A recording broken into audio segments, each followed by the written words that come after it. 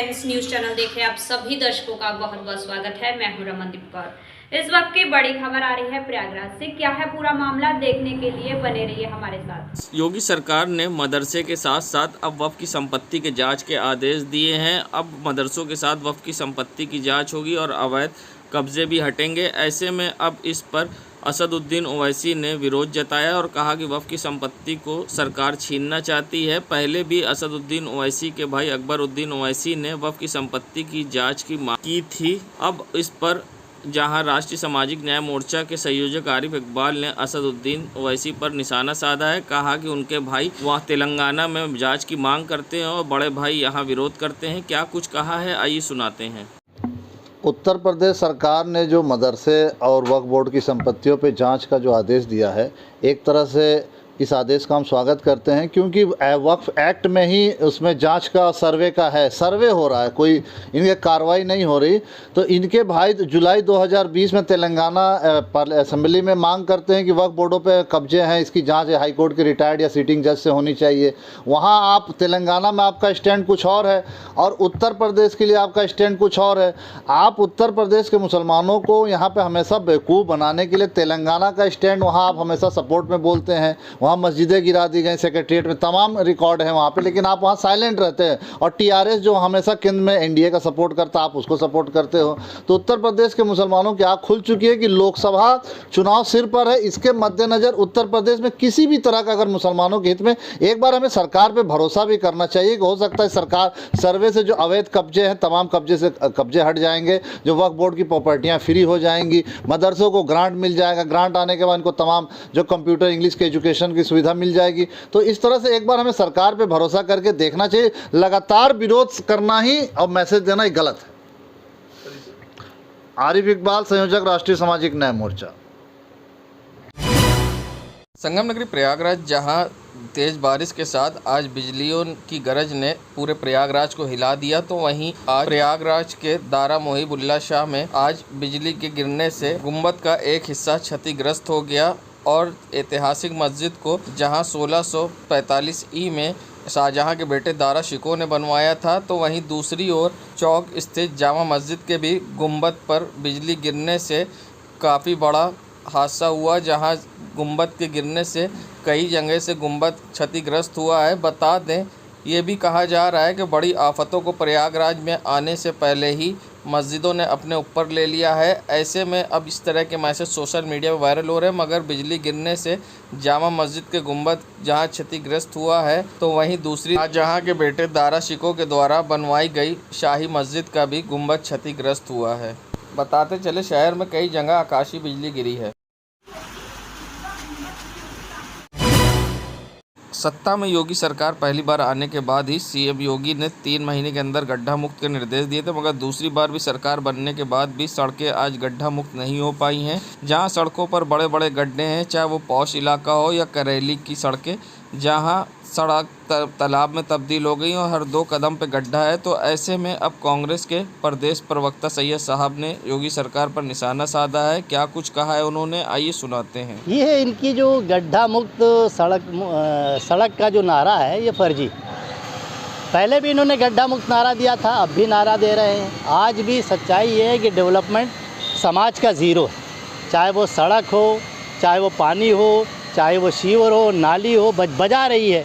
आप चले जाइए, पूरा का पूरा अल्लाहपुर बजा रहा है, जहाँ पे कोई सीवरेज सिस्टम नहीं है। आप चले जाइए जॉर्ज टाउन, आधा जॉर्ज टाउन जब पानी भरता है तो जलमग्न हो जाता है। मैं ये कहना चाहता हूँ कि ये लोग सिर्फ सत्ता में काबिज रहना चाहते हैं ध्रुवीकरण के नाम पर, और जनता के हित में कोई काम नहीं करना चाहते। इसीलिए आप देख रहे हैं सड़कें बजा रही है। आप उठाकर देख लीजिए, इधर लगातार अखबार इसको भी हेडलाइन बना रहा है कि शहर की सारी नलकी सड़कें और नाली गंदगी पूरी शहर के अंदर बजा रही है। इनका नारा फर्जी है और ये हुकूमत चला रहे हैं। बदकिस्मती से हुकूमत इनके हाथ में आ गई है, जिसका कि ये सही उपयोग नहीं कर रहे जनता के हित में। संगम नगरी प्रयागराज, जहां बीते कई दिनों से इलाहाबाद विश्वविद्यालय में फीस वृद्धि खिलाफ धरना प्रदर्शन चल रहा है, तो इलाहाबाद विश्वविद्यालय में फीस वृद्धि का मामला काफ़ी दिनों से चल रहा है। Chief proctor professor Harsh Kumar के खिलाफ दी गई एफआईआर की तहरीर, छात्र आयुष प्रियदर्शी और जितेंद्र कुमार ने दी तहरीर। Chief proctor professor Harsh Kumar पर मारपीट का लगाया है आरोप। कर्नलगंज थाने में चीफ प्रॉक्टर के खिलाफ दी गई तहरीर। मामले में जांच के बाद साक्ष्यों के आधार पर होगी कार्रवाई। प्रदर्शन के दौरान चीफ प्रॉक्टर और छात्रों में हुई थी नोकझोंक, जिस पर छात्रों ने मारपीट का लगाया आरोप। बता दें, जमकर हुई नोकझोंक और हाथापाई को लेकर कर्नलगंज थाने में दी गई तहरीर। जांच के बाद अब इस पर पुलिस करेगी कार्रवाई। बता दें, इलाहाबाद विश्वविद्यालय प्रशासन और छात्रों के नोकझोंक और हाथापाई का वीडियो हुआ वायरल। संगम नगरी प्रयागराज, जहां बीते दिनों बारिश के कारण हटिया में बारजा गिरने के कारण कई लोग की मौत हो गई थी, तो वहीं आज सिविल लाइन के हॉट स्टॉप चौराहे के पास एक कपड़े के शोरूम की बिल्डिंग का बारजा गिरा है, जिससे बड़ी दुर्घटना होते होते बच गई। जहां किसी आदमी को चोट तो नहीं आई, मगर कई वाहन क्षतिग्रस्त हो गए हैं और आगे शोरूम के बना शो और बारजे का पिलर गिरने से बड़ा हादसा होते होते बच गया है। मगर सबसे बड़ी बात कि मौके पर कोई अधिकारी या पुलिस के जवान नहीं पहुंचे। फिलहाल स्थानीय लोगों ने यहां से गाड़ियां किसी तरह से हटाने की कोशिश की है और लोगों को सचेत किया है। और इसी बिल्डिंग के ऊपर एक बड़ी सी होर्डिंग भी लगाई गई है एडवर्टीजमेंट के लिए। और जबकि बिल्डिंग खस्ता हाल है, ये बड़े सवाल होते हैं। जर्जर बिल्डिंग से हो सकता था बड़ा हादसा। हॉट स्टॉप के चौराहे पर कपड़े के शोरूम का गिरा पिलर, क्या कहना है लोगों का, ये सुनाते हैं। जब चौराहे पे किस बिल्डिंग का बारजा गिरा है, क्या मामला है? हॉट स्टॉप चौराहे पे आधे घंटे तक बारिश हुई, काफ़ी मूसलाधार बारिश हो रही थी और उसी दौरान हम इधर से गुजर रहे थे और उसी दौरान इतनी तेज़ से भीषण आवाज़ सुनाई दी। यहाँ पे एक बगल दाहिने साइड बिल्डिंग थी, कपड़े का शोरूम था, काफ़ी अच्छे शोरूम थे। वहाँ पे काफ़ी भगदड़ मची और उसका सीमेंट का इतना मोटा पिलर था कि वो एकाएक इतने जल्दी टूट गया, टूट के गिरा। कितनी भगदड़ हुई, सारे एम्प्लॉय बाहर निकल के आए। नहीं, किसी को चोट नहीं आई। काफ़ी वाहन 2-3 नीचे खड़े थे, वो क्षतिग्रस्त हो गए। उसको हम लोग मौके पे पूरा खींच के निकाला गया। वहाँ किसी आदमी को और जाने नहीं दिया जा रहा है। आलोक सिंह नाम। संगम नगरी प्रयागराज, जहां एक वीडियो वायरल हुआ था जिसमें मंगेतर के सामने लड़की से दबंगों ने दरिंदगी की थी, जिसका वीडियो सोशल मीडिया पर तेज़ी से वायरल हो रहा था और ये वीडियो मऊ अहमद थाना क्षेत्र का बताया जा रहा था, जिसके बाद पुलिस ने वायरल वीडियो पर संज्ञान लिया है। साथ ही इस पर अब एसपी गंगापार अभिषेक अग्रवाल का कहना है कि तीनों युवकों की पहचान हो गई है और इन पर गंभीर धाराओं में मामला दर्ज कर लिया गया है। पुलिस अब तीनों युवकों पर कार्रवाई कानूनी कर रही है और क्या कुछ कहा है उन्होंने, आइए सुनाते हैं। सोशल मीडिया में वायरल वीडियो के संबंध में अवगत कराना है कि यह वीडियो थाना मऊआइमा जनपद प्रयागराज का है। पुलिस द्वारा इस प्रकरण में गंभीर धाराओं पर मुकदमा दर्ज किया गया है। अभियुक्तों की शिनाख्त हो गई है। विधिक कार्रवाई अमल में लाते हुए शीघ्र ही इन्हें गिरफ्तार किया जाएगा। किसी भी दोषी को किसी भी दिशा में बख्शा नहीं जाएगा और ठोस से ठोस कार्रवाई की जाएगी।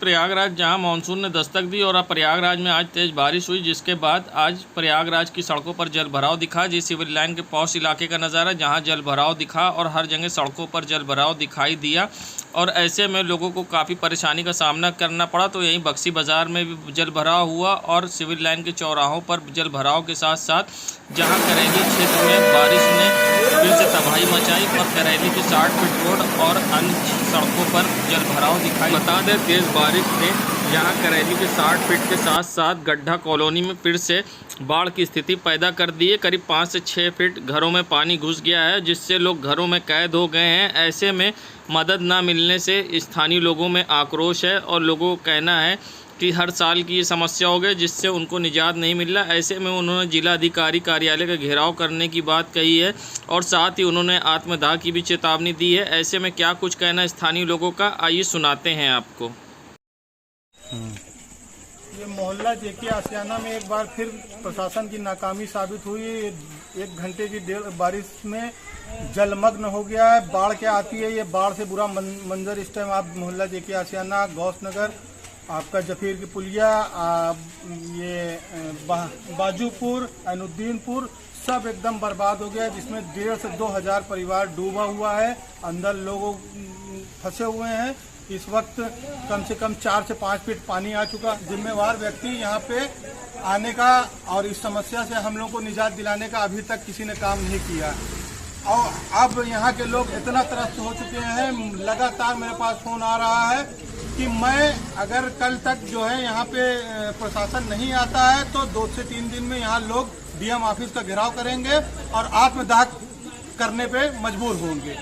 मैं नदीम अली, समाज सेवी, संगम नगरी प्रयागराज, जहां कई दिनों की उमस भरी गर्मी के बाद फिर एक बार बरसात ने दस्तक दी है और अब आज जहां तेज़ बारिश के साथ बिजली भी चमकती दिखाई दी और ऐसे में लोगों ने बिजली की कड़क से सड़क किनारे आसरा लिया और लोग अपनी गाड़ियों को सड़क किनारे खड़े होकर शेड में खड़े हो गए। बता दें, कई दिनों के बाद इस तरह की तेज़ बारिश हुई है जिससे लोगों को अब गर्मी से राहत मिलेगी और साथ ही मौसम भी अच्छा हो गया है। और ऐसे में लोगों को, जहां मौसम तो अच्छा हुआ मगर तेज़ बारिश के साथ बिजली ने लोगों की मुश्किलें बढ़ा दी और लोगों को सड़क के किनारे सहारा लेना पड़ा, जिससे लोगों को बरसात से काफ़ी परेशानी का सामना भी करना पड़ा। पुराने शहर में आप देख सकते हैं, बाज़ारों में सन्नाटा छा गया तेज़ बारिश के कारण और लोग अपनी दुकानों को ढांकते दिखाई दिए और बारिश से बचते दिखाई दिए।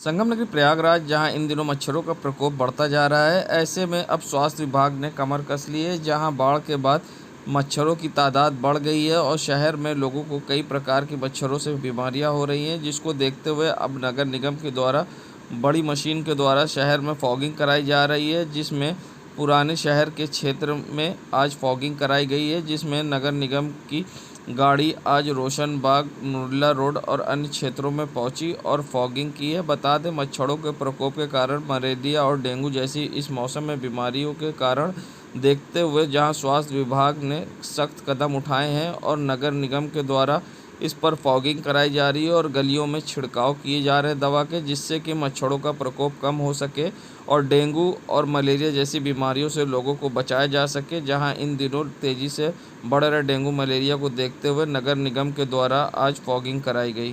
देश दुनिया की खबरों के लिए world media times news channel को सब्सक्राइब करें।